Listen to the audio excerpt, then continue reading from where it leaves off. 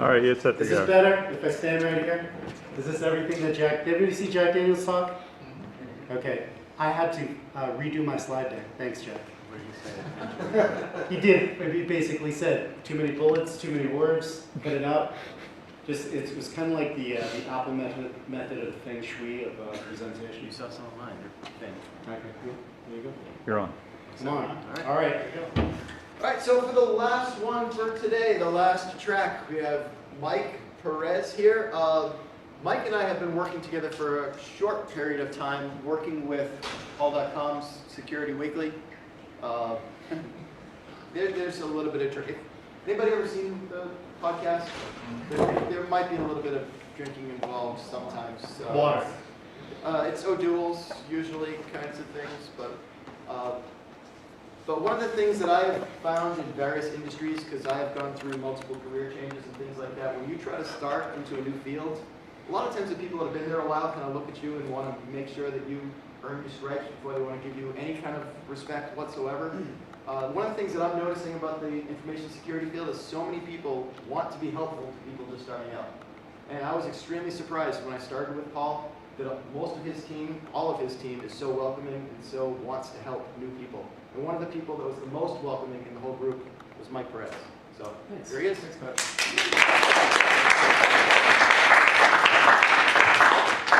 I just said one beer, I'll give you not like 3 or 4 beers, so thanks for that. He's a jerk. So this talk is for anyone who's new to InfoSec, so hopefully people who are either newish or trying to figure out how they can contribute a little bit more to either their own cause or PaulDotCom or X, Y, or Z that they'd like to get into. So just to give you a little bit of background about me, again, Mike Perez. I'm the executive producer of PaulDotCom Security Weekly, so that's the every Thursday show. I'm also recently the comptroller for Black Hills Information Security, so I'm still trying to figure out exactly what that means. But a little while ago, back in September, Ben Jackson, who actually just spoke right now, remarked on Paul's tweet, which was that he was going to Graceland Chapel in Las Vegas to get married, and Ben actually asked, is it to your wife or to Larry Pesci? And he wasn't too far off the mark, because he was actually getting married to John Strand. No, I'm just kidding. That's not even my wife. That's yeah, exactly right. I actually, if I had better photoshopping skills, that woman would not be between John and Paul. But this is what the unholy marriage of Black Hills Information Security and PaulDotCom would look like. No, but in all seriousness, Paul also helps out with the consulting arm of Black Hills Information Security, so they kind of get into a partnership. Again, first off, I am not Carlos Perez, nor am I intern Darren. I'm intern Mike. I wish I was halfway near as good as Carlos is and could actually spell PowerShell, but I can't. I also don't look this good with Jack Daniels sock puppets on my shoulders as intern Darren does. I don't think anybody does. So I was a civil engineer. I was working on drainage layout and sewer projects. So what that basically means is you take a CVS template and you times it 100. So that's what I was pretty much doing every day, was working on new CVSs, new targets, new stop and shops, and I was really getting sick of it. I mean, there's only so many of those you need in the world. I couldn't believe that we kept building them and then tearing them down and rebuilding them. Anyways, so it felt like I was pretty much working underground the whole time. This is not a picture of the actual sewer that I fell into, but around this time, when I was trying to figure out that maybe I didn't want to be a civil engineer, I actually fell about waist deep into a sewer that looked a lot like this, and I figured out maybe I don't want to be swimming in feces for the rest of my career.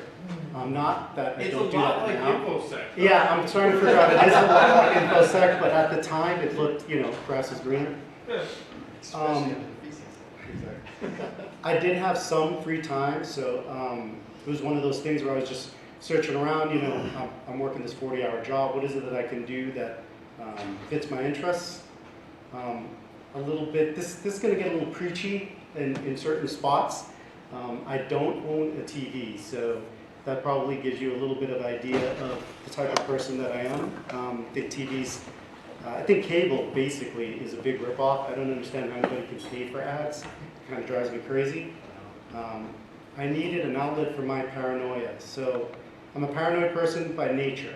If there's any kind of conspiracy theory, if somebody says that the US government has, instead of spying on its own citizens, hires out Great Britain or Canada or Mexico to do it for us, and we do it, in a reciprocal fashion, I'll believe that. My tinfoil hat is as big as you can imagine. Basically throw out any conspiracy theory and I'll believe it. And this probably says a lot more about me than I'm comfortable with, but I don't even own a microwave. That's how paranoid I am. So that gives you an idea of the level of paranoia. Like usually I'll tell folks I don't own a TV and they're like, yeah, right on, give it to the cable companies. And then I'm like, I don't even own a microwave. And they're like, all right, you're a little weird. We'll take 2 steps back. But a little weird. So another reason why I wanted to become a little bit more informed about what was going on was, there's just basics that everybody needs to know.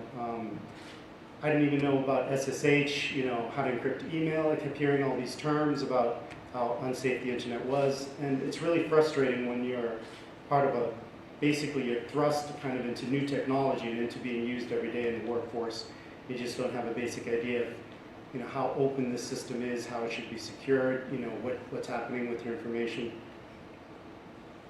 And I was trying to figure out, again, going back to that tinfoil hat, how bad are things, Every time you go to one of these kind of shady conspiracy theorist site, you're trying to figure out, is any of this stuff true? People are saying that you're being spied on 24/7. All your metadata is being taken by the NSA, and we all know that that's not true, right? So basically what it boils down to is I needed to learn the basics.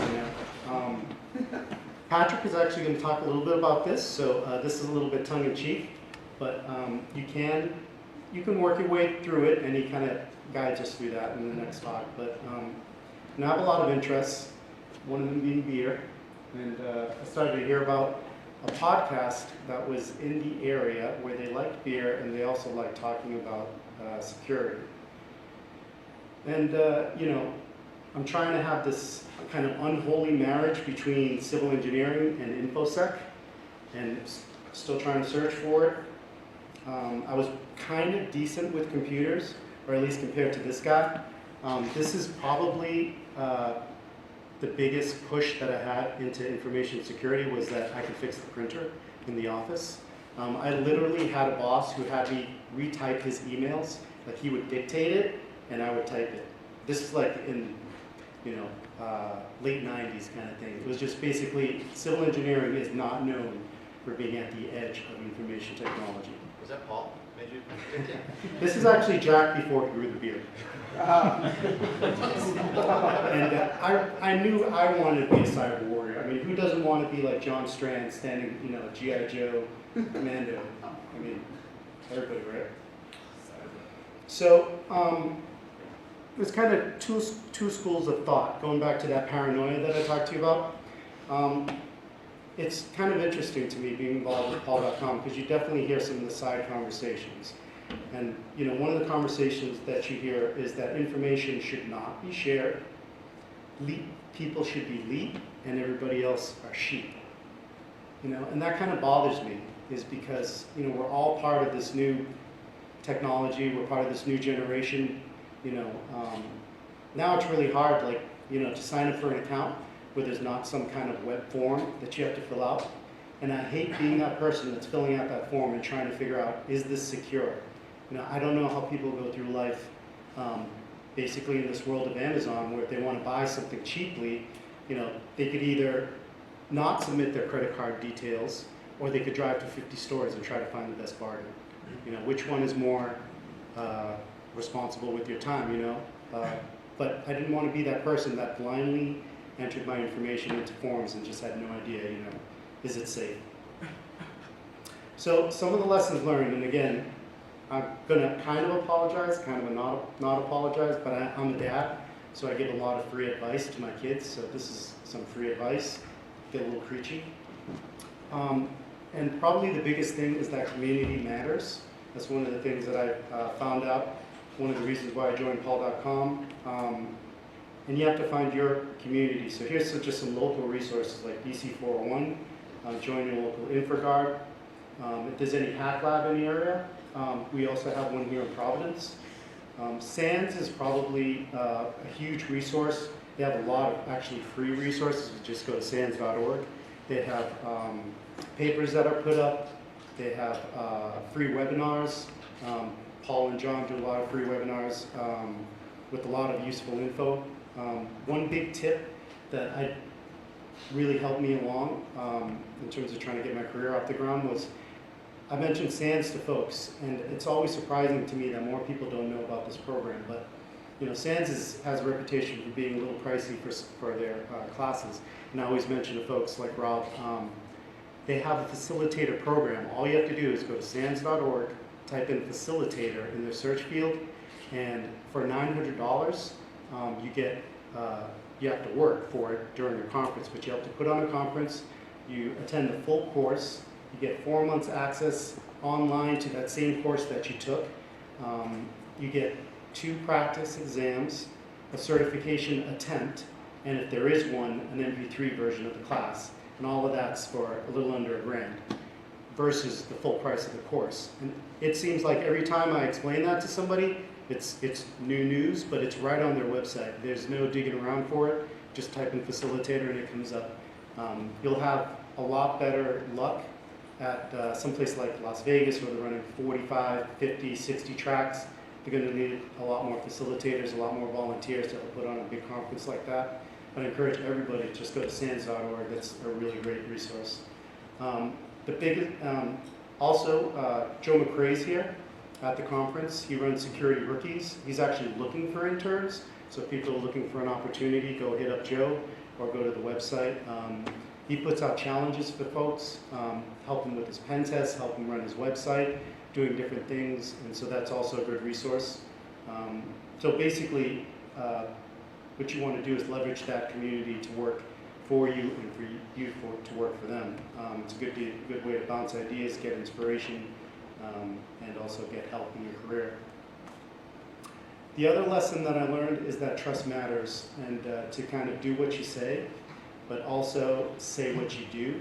And the reason why I put that NDA notwithstanding and respect your employer in there is because we have this thing called the PaulDotCom forums.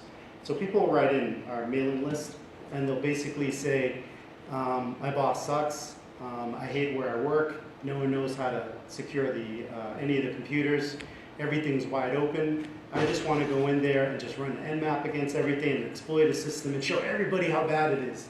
And that's not something you want to do. It's not going to earn you respect, it's actually going to get you fired.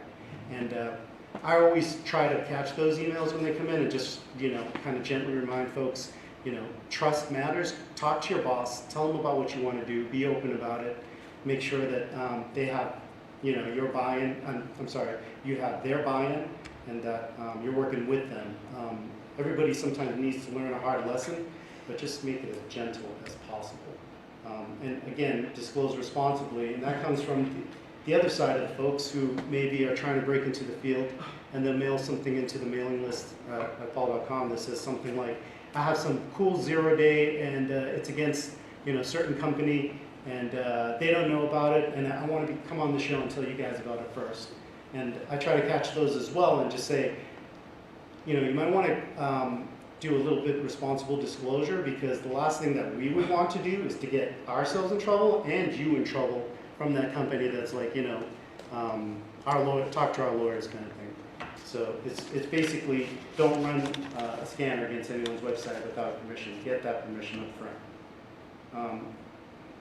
Another lesson learned is that follow through is 90% of any job. And so I started out as an intern. Paul gave me some tasks. I actually completed those tasks, which is it should be common sense, and a lot of folks think that that's the way things should be, but unfortunately, there's been people who just, they volunteer to do stuff, and you never hear from them again. Give them a task and they don't show up. And I put in this as a specific bullet point, but I'm executive producer pretty much only because I show up, and I actually keep showing up. So, just take that lesson to heart. So Carlos Perez was talking about this. Anybody here listen to the Spanish version of Paul.com Security Weekly? It's Paul Asadorian, yes? Si, senor. But Carlos Perez does his, it's not a Spanish version of the podcast, it's actually kind of his own independent podcast. But anyways, he had Emilio Escobar on the very last episode, and he spent a good 15 minutes talking about, as a Metasploit developer, they have people who jump on the list, they volunteer for a certain project, they volunteer to help Carlos improve some code. They help for like 2 weeks, never hears from them again, Maybe they contribute some code that's like, they actually pretty good. Carlos is like, man, they've been contributing over 3 months. I've got a few emails from them. The project is finished. Let's work on another project. Never hears from them again. So you kind of need to be respectful with other people's time. Folks are busy. Don't ask for help and then run away. And again, it's that follow through. And I can probably summarize that by saying relationships matter. And I really like to emphasize this with folks is a lot of people think, oh, you're executive producer with Paul.com, you must get to know a lot of people. But I try to turn that around, and it's the people who know you and how they perceive you. So if you show up all the time, if you actually do what you need to do, and just follow through on tasks, you'll get more tasks, you'll get more work, but at the same time too, people will start to recognize you as the go-to person. And so it's not really the fact that I know Paul, although that helps for some things like getting free beer, but at the same time too, it's that other people know me and that the fact that I do show up and I try to do a good job. Patrick is going to talk about this, but I don't understand how anybody can be in information security who's not on Twitter. Now notice that I did not say Facebook, Twitter. Twitter is pretty much the go-to for new research. If you want drama, there's tons of drama on Twitter between information security professionals, and we kind of learned that at Paul.com the hard way sometimes, but you got to be on Twitter. If you're not on Twitter and you hate it's anonymous first of all, but secondly, if you feel like there's any way that somebody can trace it back to you, just create a fake account and follow some folks. Come up with a list. A nice curated list. Jeremiah Grossman's a good one.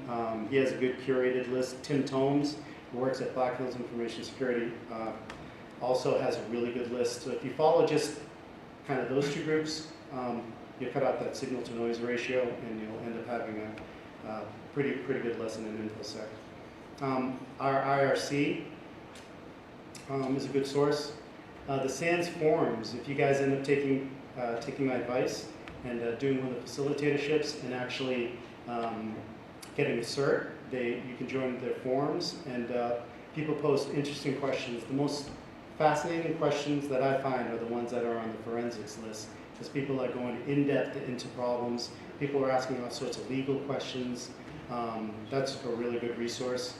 And then don't forget, if you happen to work at a firm and you're, let's say, a sysadmin, and you're not sure how to break into information security, go to some of those forums that are, on Checkpoint, on Cisco, the free PFSense, so you don't have to buy Checkpoint's, 10 grand firewall to get on their forums. Join the PFSense mailing list and just start shooting out questions and getting to know people, establish a community. Having said all that about social media and getting your name out there, probably the biggest thing to remember is be careful with what you post. Be careful Wow, with you reach deep in the archives for those. be careful what gets out on the interweb, because it will either come back to haunt you or stay on the internet forever and come back to haunt your kids. So enough on that. The other big lesson, Wait till my next presentation, Mike. the other big lesson, and I find this a little hard myself to take my own advice, but everyone tells you, Jeremiah Grossman is the last person who remarked on this, is try to find one area of InfoSec. It's just too big.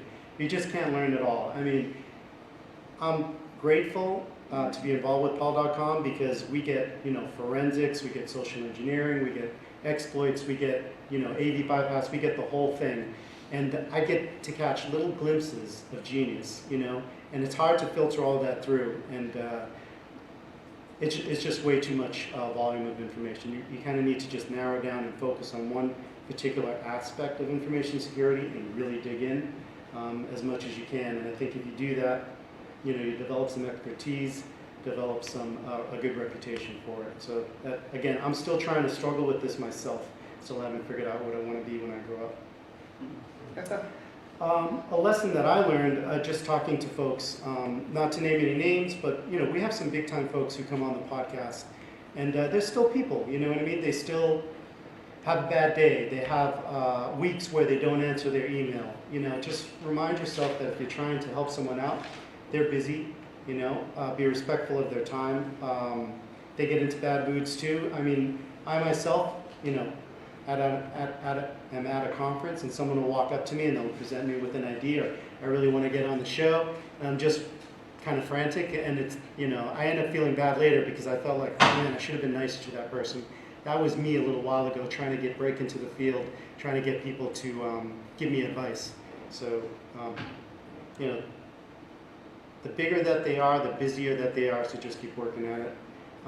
Also, these same lead people, they make their own mistakes, but I think that it's helpful for them to get your input too, because there can kind of be an echo chamber, especially in things like Twitter and with some of the communities, where everybody has a certain mindset. It's Paul himself the other day, he exclaimed on the show, anybody who says AV is dead is an idiot. And Dave Kennedy happened to say 3 seconds earlier, AV bypass is dead, but they ended up having a good discussion and kind of working it out. Yeah, not one of my most shining moments. Yes. No. But experts are experts at some things, and they're not experts at everything. So that's another thing to remember is, somebody who's a forensics expert may not know about social engineering, you know what I mean? So one of the ways that you can help them is by giving them your expertise in an area that they might need. So that's one lesson that I kind of learned on that. But definitely use that inspiration so that way they can help you keep from going home, turning on the television, just kind of zoning out. Use them as inspiration as much as possible. This last point is probably a big one, is I meet a lot of people and it's hard for them to take this to heart, but you kind of have to sacrifice your own ego. Let other people shine when they need to shine. Give them credit when they, have done a great job. You yourself should be willing to do any grunt work, that's necessary, obviously within reason. I will not babysit your son tomorrow, Paul. Sorry, I'm a little bit busy. But you have to realize that you may not be somebody like Carlos Perez or intern Darren or Patrick Laverty. But you kind of have to know when to sit back, be quiet, let other people have their turn. I'm learning this a little bit at Black Hills, because I find out all the time that when you have a client who comes in and they're telling you their problems, or when they're telling you their issues, or when they're telling you the goal that they want solved, is to really just shut up and just listen to them. Try to internalize what people are trying to get across, try not to cut them off. Ask questions, when is needed, and kind of direct them if you want to a certain way, but really it's your job to help them, And same thing if you're trying to break into InfoSec. Make sure that you let other people shine and say what they need to say. And I'm going to take my last bit of advice now, and